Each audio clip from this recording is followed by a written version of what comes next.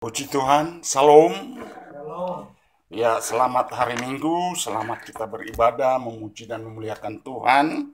Mari saudara-saudara, Bapak Ibu yang kami kasihi, oleh karena anugerahnya, oleh karena balas kasihan, kemurahannya yang tiada terhingga, saudara sampai hari ini masih boleh ada, semua Allah karena anugerahnya. Untuk itu mari kita persiapkan hati pikiran kita untuk kita mendengarkan firman Allah.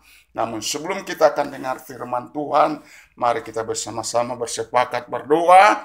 Kita tunduk kepala sejenak di hadapan hadirat, memohon pertolongan dan pimpinan anugerah balas kasihan Tuhan Yesus melalui kuasa Roh Kudus. Kita berdoa.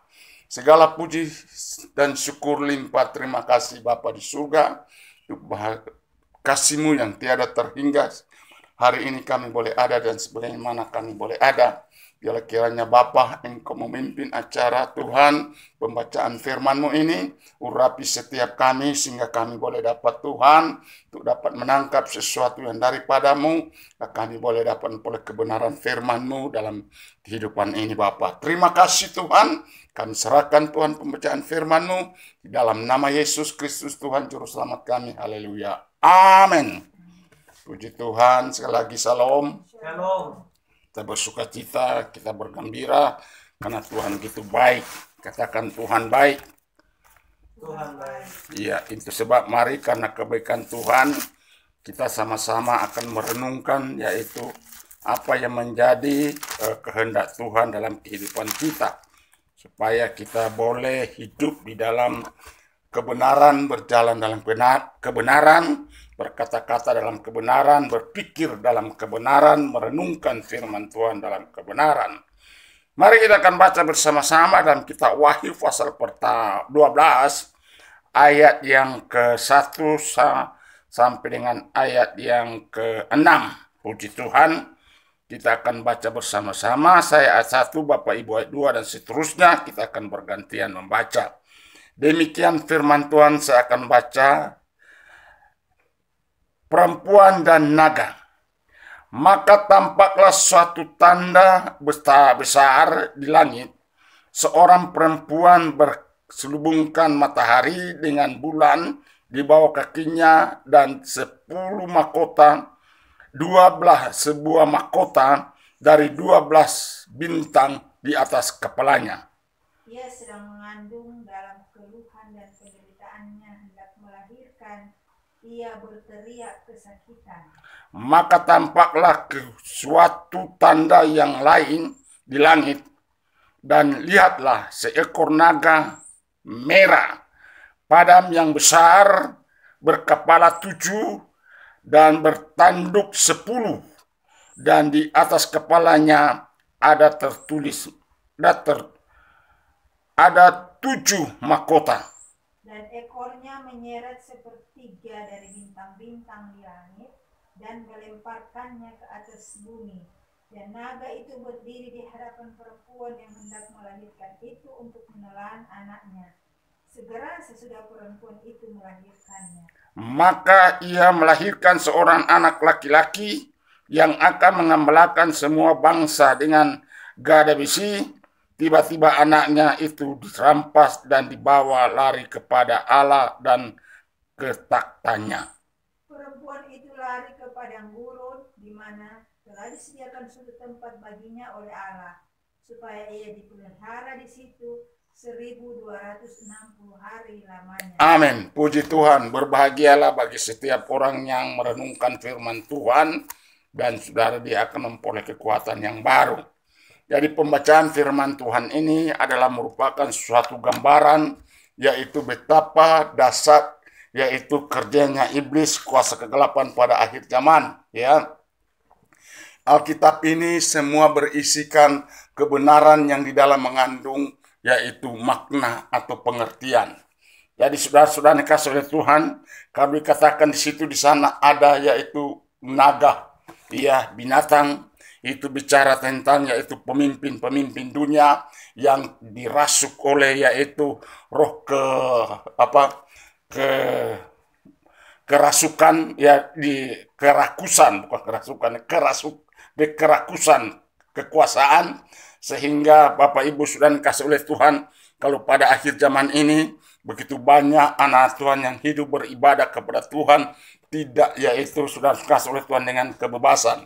Kita bersyukur di tanah air kita Indonesia ini, ya dengan berbagai macam yaitu budaya dan berbagai macam yaitu agama, saudara bisa beribadah kepada Tuhan. Dan kasih itu suatu hal yang luar biasa. Sehingga kita akan bisa tetap memberitakan Injil kebenaran Allah sebagai yaitu kekuatan Allah dan penyelamat bagi kita. Nah, saudara kasih Tuhan, sini ada terbagi berapa bagian. Yaitu pertama dikatakan di sini maka tampaklah suatu tanda besar di langit, seorang perempuan berselubungkan matahari, dengan di bawah kakinya dan sebuah mahkota dari 12 bintang di atas kepalanya.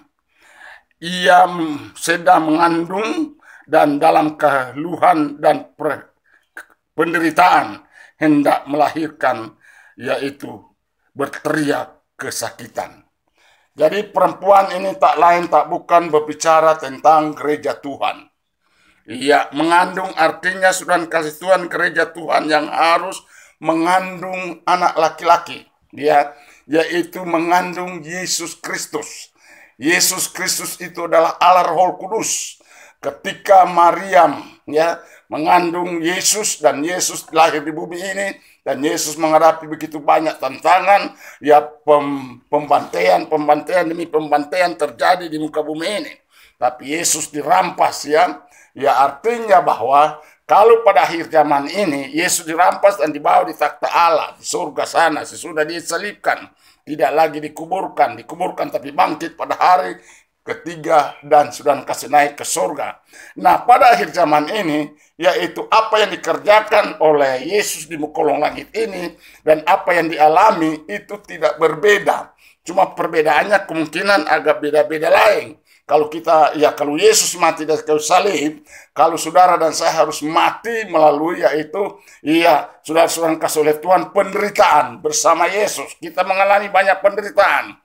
Dikatakan perempuan itu yaitu ia berselubungkan matahari, bermahkotakan 12 bintang dan berhijab di atas bulan. Berbicara tentang matahari bicara Bapa, bulan bicara tentang Yesus Kristus, dan bintang bicara tentang Roh Kudus. Jadi gereja itu harus dilengkapi dengan yaitu kuasa Roh Kudus, Bapa dan Anak dan Roh Kudus dari ketiganya. Jadi kita ada diselubungkan. Kita ini dibungkus oleh Bapa, Anak, dan Roh Kudus, luar biasa.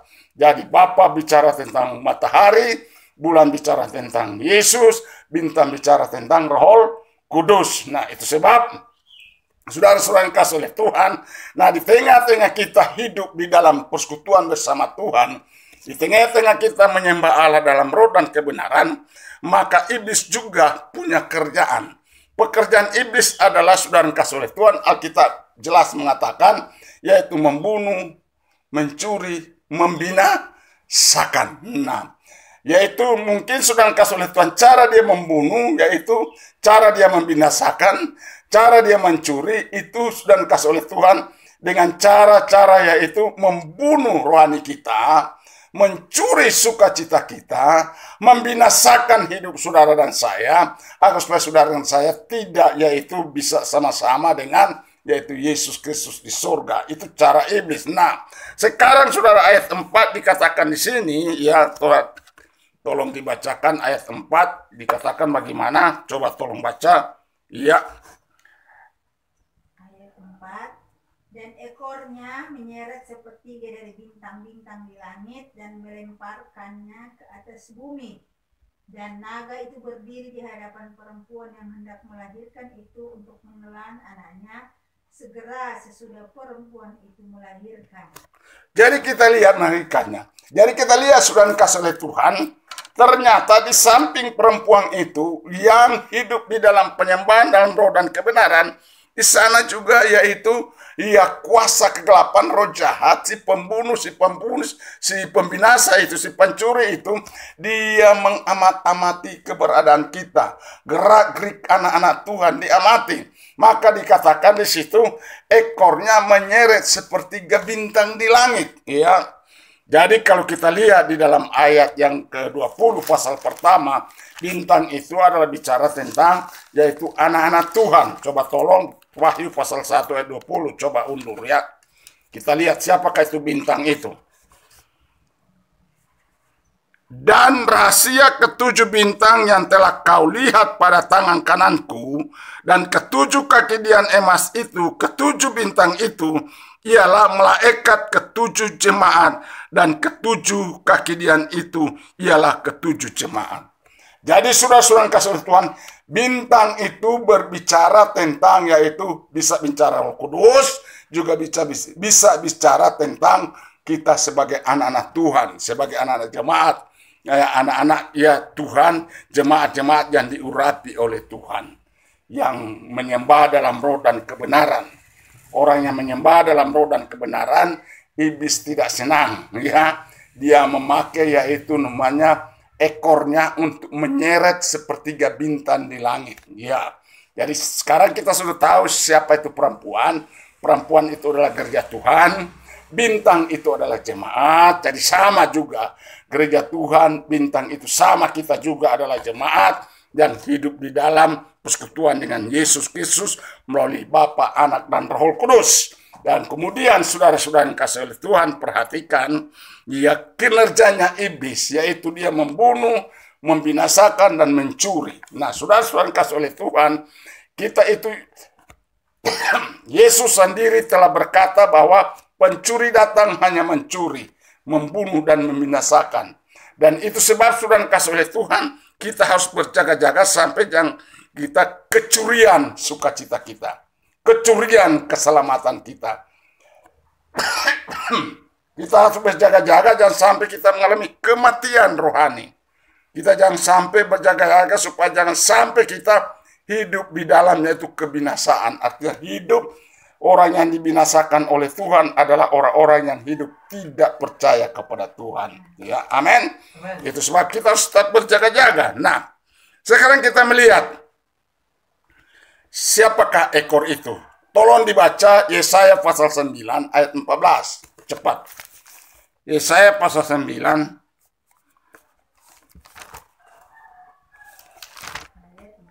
iya, bagaimana? Tua-tua dan orang yang terpandang. Ya, terus.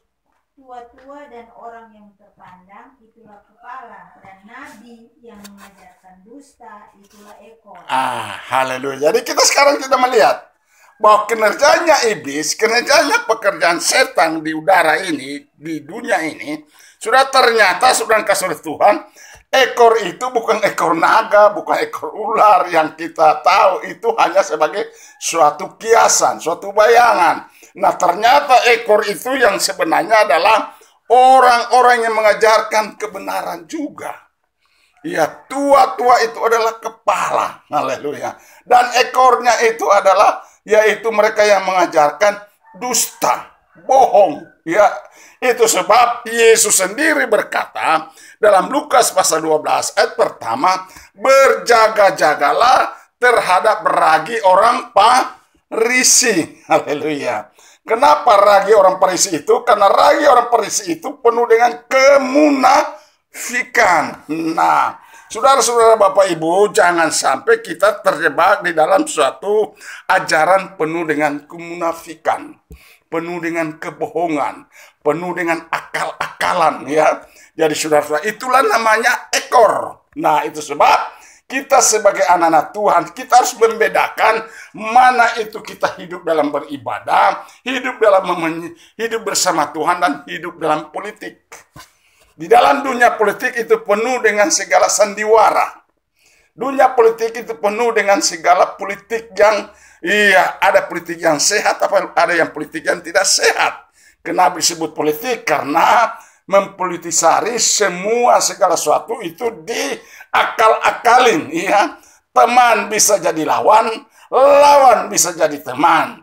Itu sebab saya berkata, jangan sampai kita umat Tuhan, kita anak-anak Tuhan ini jadi ayam penyambung oleh orang-orang tertentu. Ya, Mereka sedang membangun suatu organisasi, ya parpol demi parpol. Saudara ini tahu seberapa banyak parpol yang ada di Indonesia ini untuk membangun suatu kerajaan, ya.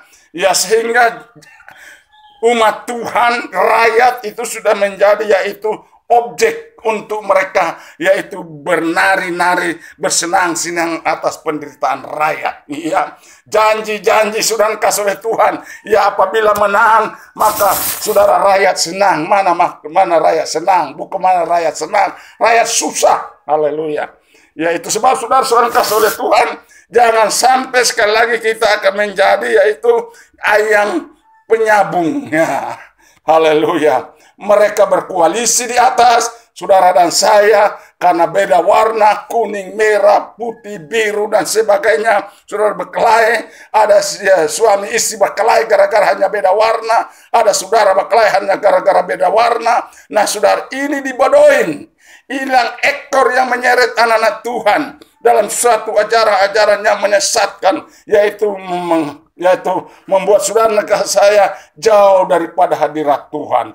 Sekali lagi Alkitab berkata, ekornya itu menyeret sepertiga bintang di langit. Saudara-saudara kasih oleh Tuhan, supaya kalau kita tidak berjaga, kita tidak bisa membedakan hidup dalam kebenaran, hidup di luar kebenaran. Itu sebab mari saudara kasih oleh Tuhan, jagalah hati kita, jagalah pikiran kita, jagalah hidup kita, supaya kita tidak terjebak dalam yaitu pengajaran dusta, bohong. Sekali lagi Yesus berkata, jagalah dirimu dari ragi orang Farisi, yaitu ragi kemunafikan. Ya, itu sebab saudara-saudara, coba tolong baca. Iya, Lukas pasal 12 ayat 1, supaya jangan sampai dong bilang, oh mana ada di dalam Alkitab. Silakan baca.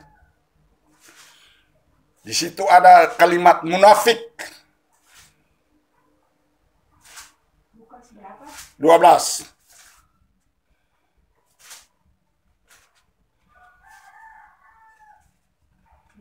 Ayat Pertama. sementara itu beribu-ribu orang banyak telah Perhatikan, sementara itu beribu-ribu orang begitu banyak. sehingga mereka berdesak-desakan. Lalu Yesus mulai mengajar pertama-tama kepada murid-muridnya, katanya, Ya, waspadalah terhadap ragi, yaitu kemunafikan orang Farisi. puji Tuhan. Jadi ragi itu kemunafikan orang Farisi. Orang Farisi membangun suatu aturan, membangun suatu sudah dikasih oleh Tuhan hukum Taurat sebagai yaitu menjadi suatu kemuliaan bagi mereka, tapi justru mereka yang melanggar hukum Taurat. Hukum Taurat mengajarkan jangan membunuh, tapi mereka membunuh. Ya, jadi sudah dikasih oleh Tuhan, itulah kemunafikan. Ya, saudara-saudara dikasih oleh Tuhan, tidak sedikit anak-anak Tuhan terjebak dalam roh kemunafikan. Bahkan hamba Tuhan sudah dikasih oleh Tuhan, yaitu penuh dengan segala kemunafikan. Ya, kemunafikan itu adalah hal-hal yang sangat-sangat yaitu menghancurkan kerohanian kita. Itu sebab kalau kita hidup dalam kemunafikan, maka sudah dikasih oleh Tuhan, kita ini tidak dibenarkan oleh Tuhan. Rasul Paulus sendiri dengan yaitu Petrus, dia tegur Petrus, jangan engkau bermunafik. Sehingga begitu banyak orang Kristen terseret dalam kemunafikan Petrus. Kalau pikir Petrus itu seorang luar biasa, dipakai oleh Tuhan, menjadi berkat bagi banyak orang, ribuan orang, yaitu diselamatkan, percaya kepada Yesus, tetapi dia juga mengalami yaitu namanya terjebak di dalam yaitu roh kemunafikan. Kenapa? Karena diikat dengan adat istiadat Yahudi. Sudah kasih oleh Tuhan. Jadi adat istiadat Yahudi itu adalah di dalam mengandung kemunafikan. Ya, keputarbaleian sudah kasih oleh Tuhan. Akal-akalan. Itu mari Bapak Ibu sudah kasih oleh Tuhan, melalui firman Allah pada saat siang pagi hari ini akan membawa kita kepada lebih lagi menggali firman Tuhan makin lebih dalam, supaya kita bisa mengerti tentang firman Tuhan yang sebenar-benarnya. Kiranya Tuhan memberkati, kita akan sambung hari-hari akan datang firman Tuhan yang sama ini. Terpujilah Yesus Kristus Tuhan. Amin. Kita bangkit.